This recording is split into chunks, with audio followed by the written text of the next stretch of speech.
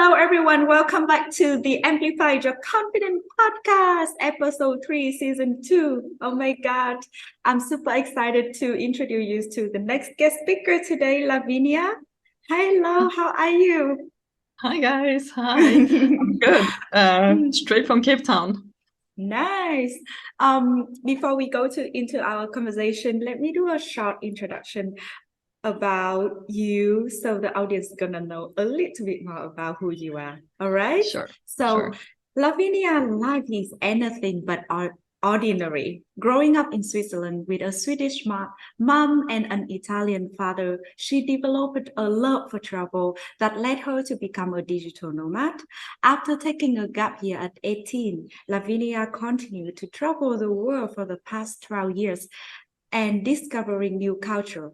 When the pandemic hit, she found herself back in Switzerland. She decided to combine her two passions, travel and event organizing, to create her dream job. That's the reason why she started the Offisite, a company that organizes workation in stunning locations around the world. And that's the reason also why right now she's in Cape Town hosting, I don't know how many seasons that you have done with Offsite. I think my 10th offsite. Yeah, wow, that's a nice number to celebrate. Yay. So her goal is to show people that they can have more freedom in their lives, that travel is accessible to everyone, even those who work. She is an inspiration for many others to step out of their comfort zone and explore the world around them.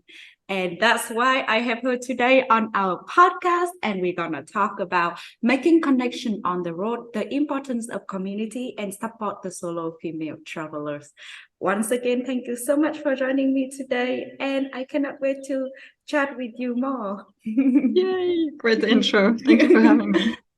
All right. So before we go discuss the details of the topic that we choose, I would love to bring you on a fun game. I call it the hot seat game, where I throw in 5 random questions where you just need to answer as soon as possible. You hear the So questions. whatever comes to mind. Exactly. Okay. Yeah. Okay. All right. So you ready? Let's do it. The first question is, what does confidence mean to you? Oh, it's feeling free, right? If you're confident, you're free and you're like glowing. Oh, nice. This is the first guest telling me that confidence means to be free. Wow, it really fit you and also your goals and your visions of who you are and what you are doing. How do you describe yourself in a few words? So, for example, if anyone who never met you, so a lot of the listeners, I believe they never met you. So how you describe yourself in the few I'd words? say I'm quite outgoing. Mm-hmm. I always seek freedom in everything I do, obviously like with the traveling. And also I can be quite not blunt, but like direct. Like I say what I think and Mm-hmm. and Cool. yeah. Yeah, direct freedom and And outgoing. outgoing. Yeah. Yeah. Nice. What were the things that you valued in the past, but no longer value it now? I wouldn't say valued, but I think a lot of people have that growing up. But I cared more for the people, what people thought, and now less, of course. Maybe I wonder if I ever valued like having my own place, owning a house. But for now, at least now in my life path, not. Yeah. So you change a lot of what you are supposed to do or supposed to make people Yeah. think like, oh, this girl is good. Now you really don't care that much Yeah. anymore. Yeah. And that's confidence, right? And that's freeing. That's what I mean. It's if you feel free when you don't care. Cool. All your answers are very like relatable to each other, and it just supports the other questions that I have for you. Okay, the fourth one is, when's the last time you cried? Ooh. Okay, so I'm not a crier, like, which is a bad thing. Like, I think you should No. release more. I haven't Yeah. cried in maybe 6 months. I think okay, I almost cried in Morocco 2 weeks ago because this crazy guy, like a crazy, like literally he's known to be crazy. He stopped my car in the middle of the road, and I was like, why are you stopping me? You know, and then I had my window open and he came and he spat on me. And I was so shocked. And I was like, but I didn't cry, but I was tearful, right? I was about to cry, but then I had to hold it in because I had to drive off. And I spoke to locals and they knew about this guy, and apparently it's he does that a lot. But for me, it was shocking, you know? Yeah, yeah, especially you alone in the car, right? Right, yeah. Yeah. Wow, we're gonna talk about being a solo female Yeah. traveler in the next part. So I think you're gonna like the last questions. As you have been traveling a lot of places all over the world. Can you please name 5 places that you love the most and tell us why? Ooh, okay. That's always a hard one. People always like, oh, Mm. what's your favorite country? I Mm-hmm. loved the Philippines, an island called Siargao. Mm-hmm. Um, why? Because it was still very untouched, raw. You know, you can walk barefoot, you can surf, this kind of vibe. Mm-hmm. I love Bali for the same reasons. Anywhere that Mm-hmm. it's like you can feel free to be yourself and there's surfing in the ocean. So Bali. I loved Puerto Escondido in Oaxaca in Mexico. Exact same Mm-hmm. reasons. Morocco, like my biggest, like, you know, love at first sight, especially Taghazout, where we met. Mm-hmm. Yeah. You know, same reasons. I'm sure you felt them too, but Yeah. the locals are so nice. You can be free, you walk barefoot. That's 4. And the 5th one, hmm. Um, I went to Tahoe in November, Lake Tahoe in the US. So this was Mm-hmm. very different than the other trip, but I loved the beauty of the place. Like everywhere you looked, it was so beautiful. So the nature, I'd say there. Mm-hmm. Wow. From your answers, I think everyone already know you love the ocean. You love And barefoot. being barefoot. Yeah. Yeah, and being barefoot. And then if you can surf, that amazing for you as well. Yeah. Oh, so nice. Thank you so much. So that the first part, I definitely think that our audience have learned something about you. So now we're gonna move to the next part, discuss about the important community. I believe that the reason why you started Offsite to help more people, inspire more people, go on the same path as you. And again, it also a way to support solo female travelers. Because I know that it seems like when we travel and we live abroad like this, I think we sometimes take for granted that actually everyone already doing this, because I Mhm. met you, I met other people as well. I also sometimes I forget like, oh, actually now everyone travel. I assume that it's the normal thing for everyone to do. But for example, whenever I go back home to Vietnam, for example, it just makes me feel super humble of the experience that I have a chance and opportunity to experience. And I really see that a lot of people still very scared to make the decision to just Yeah. go. Yeah. Yeah, because we do it so many times. So it just like we like, okay, let's go. Of course, Mhm. there always gonna be struggles on the road that we face and we deal with it. But we always say yes for the next destinations, but not for every people out there. Mhm. So this gonna be the conversation we talk, and hopefully some of the people listen to the podcast that they never take themselves on a solo trip, they're gonna finally make it, or if they don't And want, do it. Yeah. they can join you Come on the on the offside. outside. Yeah. No, I was just saying, like, I think, so what you just said is it's so true. It feels for us, it feels like everyone is traveling, everyone is out Mm, there, mm, because that's the people we meet when we travel. But actually, mhm. you know, as you said, once we go home, like we realize, I know, actually, we're a small percentage of people traveling, and more people should do it Yeah, because it's so amazing. exactly. All right. So are you ready again for some questions that I have for you? Yes, let's do All it. right. So the first one is that how did your own experience with solo travel influence your decision to found the Offsite, and what motivated you to create it? Yeah. So I'll just I know you touched upon it, but I'll explain a bit more what the Offsite is. So it's I guess I create experiences for digital nomads or anyone, most people don't define themselves as digital nomads that join the trips, but for people that can work remotely or can study remotely, or even like looking, like now the trip in Cape Town, there's a girl looking for a job, so it's the way to. So what motivated me to do it is I found myself home in Switzerland during COVID. And, everyone was at home, working at home alone. And obviously everyone felt it. Everyone started to get lonely with COVID. So with a few friends, we thought, okay, let's go somewhere. Let's go somewhere warmer. Let's do this. And we rented a flat, and we ended up being 12 people, and we were all working together. And like the sense of community I found there was so amazing. I was like, I want to do more of these, and that's how it started. And it was the fact of, and I didn't know, I knew one person on this trip, out of the 12. They were all friends of friends of friends, friends of my siblings, and we were meant to do 2 weeks, and we all stayed for 5 weeks. That shows how much we enjoyed being together. And it was this sense of community. I think, when you, in high school or at uni, you have a community, you're with your friends all the time. But when you leave uni, you go to work, you live alone, or maybe you live with one flatmate, you don't have this sense of community anymore. I was living in London where I didn't have it as much before. And now I love it. It's like, sometimes I call them summer camps before adults. Yeah. It's a nice way to put it. Yeah.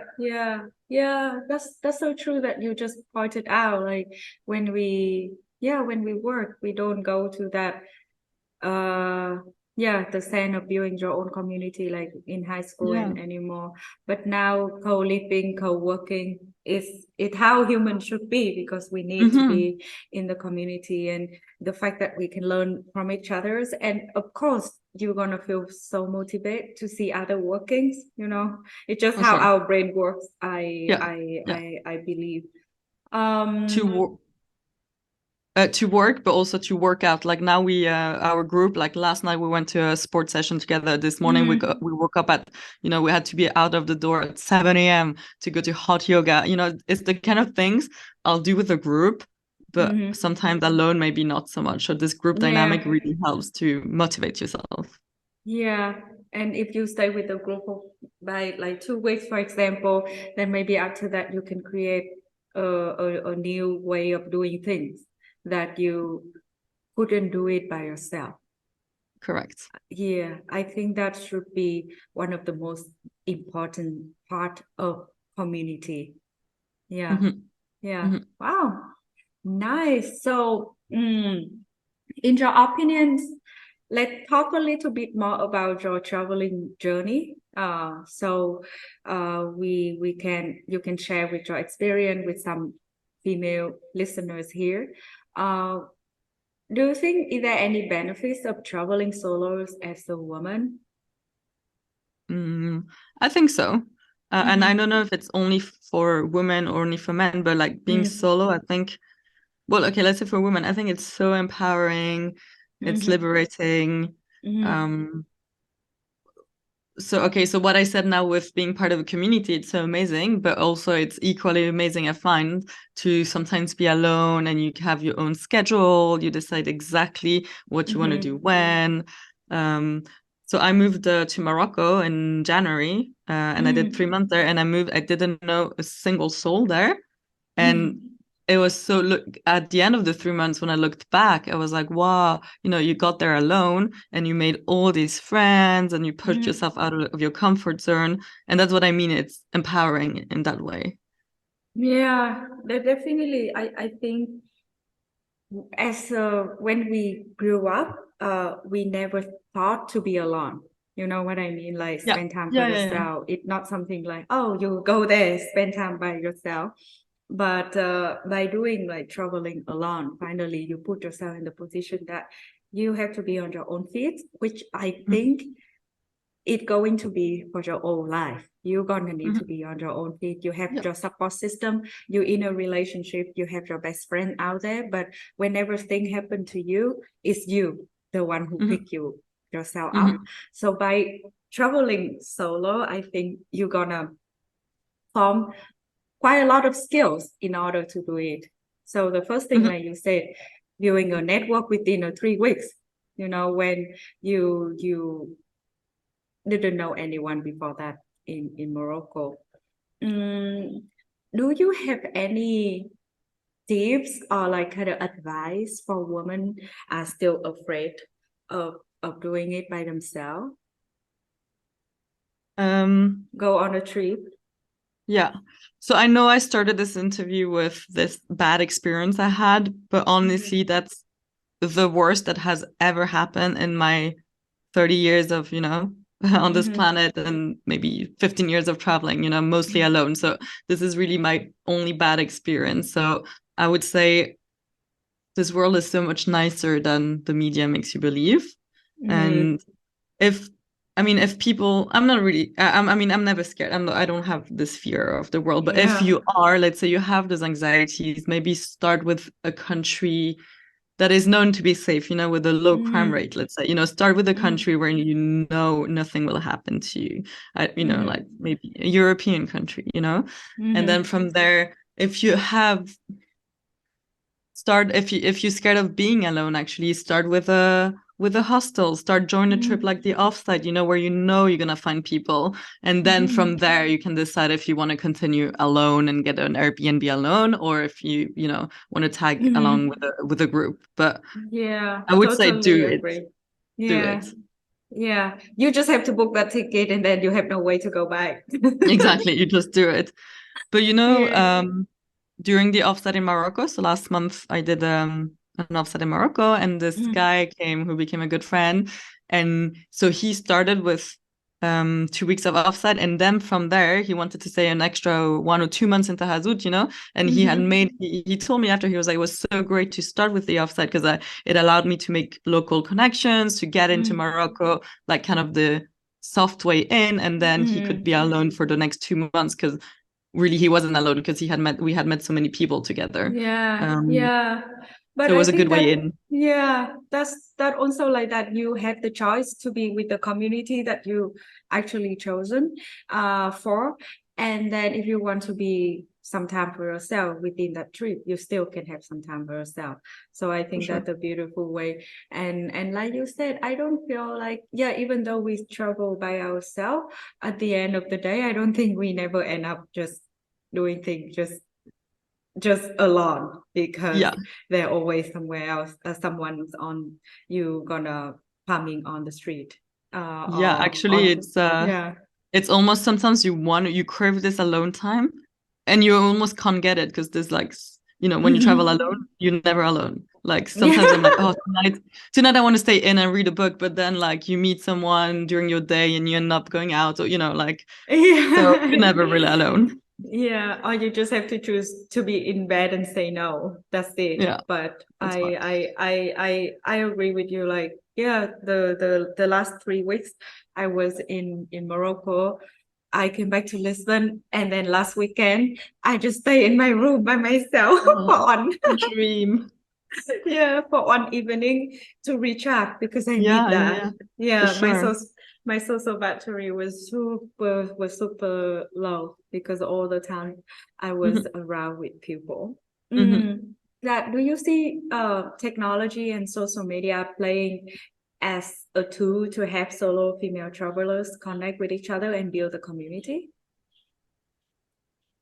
Yeah, so I saw your question and I pondered upon it, and I Mm-hmm. think so. I haven't used a lot of these because there are Facebook groups for solo Mm-hmm. travelers. In terms Mm-hmm. of apps, I'm sure there Mm-hmm. are some, but not Mm-hmm. many worldwide, I think, or well known, I think. Mm-hmm. Mm-hmm. Um, I know maybe it's not the best, but I know in terms of technology and apps, I have used Hinge, but it's a dating app, but I've used it Mm-hmm. to meet people just as friends. But so of Mm-hmm. course, if there was like maybe there's Bumble But Friends, I think yeah, there is. Bumble BFF as well that I BFF, use yeah. as So I well. haven't used Yeah. that. But I think if you're introvert, maybe it's an easy way to meet people, but I don't really need it because, maybe I've met friends in cafes or just on the street or stuff like this, but of course, if you're introvert and you're scared, you're not going to meet someone. I think those are good tools, if you find the right ones. Yeah. Definitely. Also, I think like Facebook group, people just put on in there, oh, I'm gonna be here by myself for this time during this time, and then normally the people would respond to you. So I think that also a friendly way for people who afraid to start it on their self. Yeah. I think my first 2 friends I met in Tagazut was my first day, and it was on there's a WhatsApp group for digital nomad techniques, Yeah, and someone was like, "Who wants to go to Agadir and do grocery shopping today?" And I was like, "Yeah, okay, let's do it," and we shared a cab, and that's how I met people. So yeah, of course, there are good tools to use to meet people. Yeah, that we have, and there were theirs, and you cannot make an excuse that you have no access to meet people on the road. All right. Oh my God, we chat so quickly, and I already see that we at the last questions.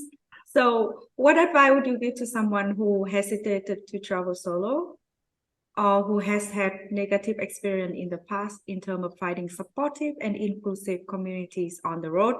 I already know the first thing is sign up for Offisite. Yes, sign up for Offisite.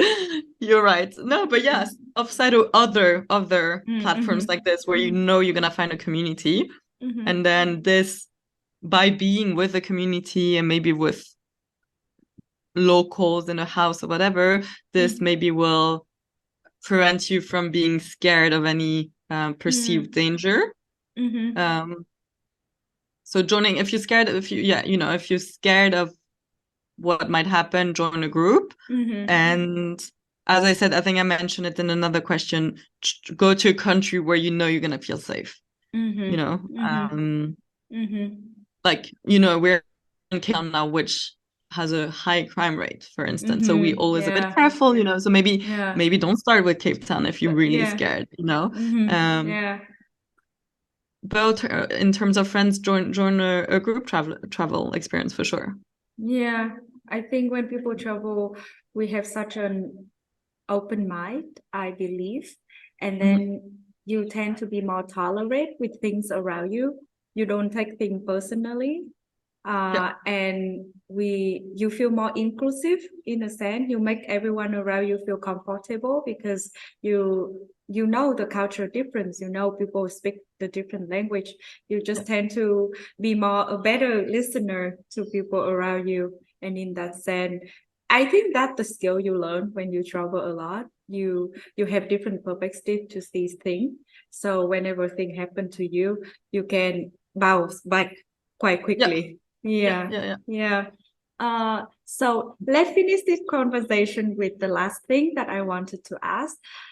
What are the most valuable learning that you have for how many years of traveling and now doing your dream job?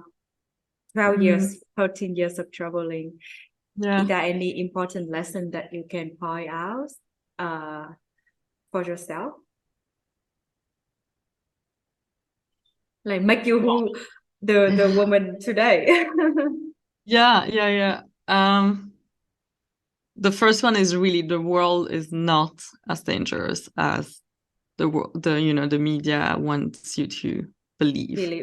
Even like, it's not as dangerous as my dad thinks it is. Every time I go to a country, he's like, no, not Mexico, no, and it's not. I've never been in danger whatsoever, so like, don't be scared. Of course, don't be reckless, but don't be scared, Local people are so amazing in every country I've been to, like really, so that's my first big lesson. It's never too late to pick up a new hobby. I bought my first skateboard. I had never been on a skateboard whatsoever at 30, like a few months ago in Morocco, and starting skateboarding, going to the skate park. Same with surfing. You could be like, oh, I'm 30, like it's too late, just like you said with modeling. But no, it's like it's never too late, and you'll have so much fun, and you'll be so proud of it. But I think you don't, or at least for me, if I'm at home back in Switzerland, I don't think of going out of my comfort zone the same way and picking up a new hobby. And this starts when I travel.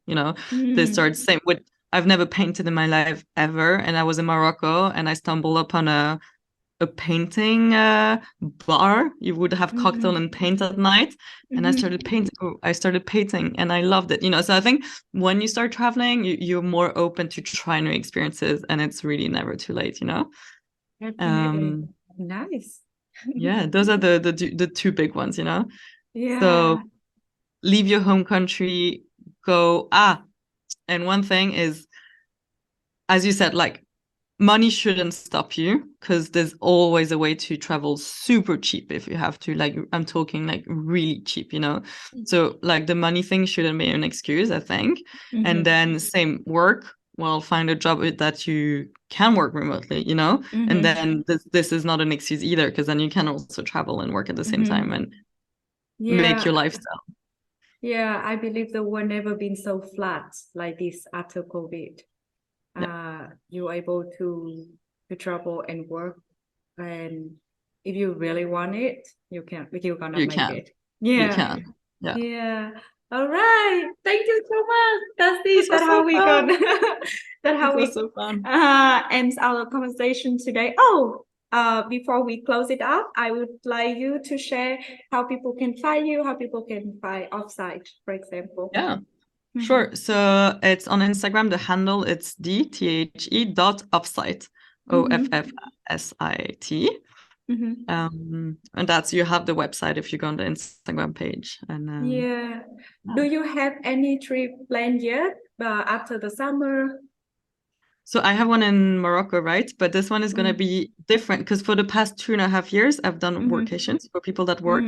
And obviously a lot of people have reached out being like, oh, but I cannot work remotely, but I really want to, experience the offsite one day. So I did this one kind of like a spin-off, and it's going to be no work. We leave our laptops at home. It's going to be traveling for 10 days through Morocco, Tagazout, Imswan, the desert, and trying new activities, surfing. One thing I wanted to mention is people, when they come to the offsites, I push them out of the comfort zone, and I love it, and then they love it. Surfing. So many people come and they're like, nah, and then they do it and they love it. Same for yoga, especially for men.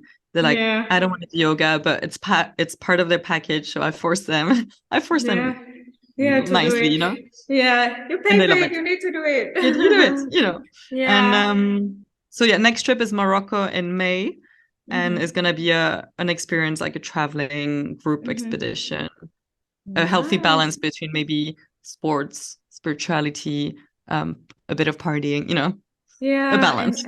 And explore the culture. I really love Moroccan food and culture so far. And like you said, the locals have really changed my whole mindset about how people always speak about Morocco. It's dangerous and everything. I really felt such a good energy in Tagazout and in Swan. It's just amazing. It's raw, it's real. People always smile, and I just like, they still so poor country, but their heart is so warm. I keep going back for the locals, really. They are amazing. All right, once again, thank you so much for joining us today, and for anyone who listening, thank you so much for tuning in. Please don't forget to follow me on Instagram at Amplify Your Confidence _podcast. Send in your request, your question, what kind of topics you want me to talk about. And also don't forget to give me a review on Spotify or Apple Podcast. It's gonna help me a lot to reach out more people and listen to my podcast. All right, see you everyone at the next episode. Bye bye.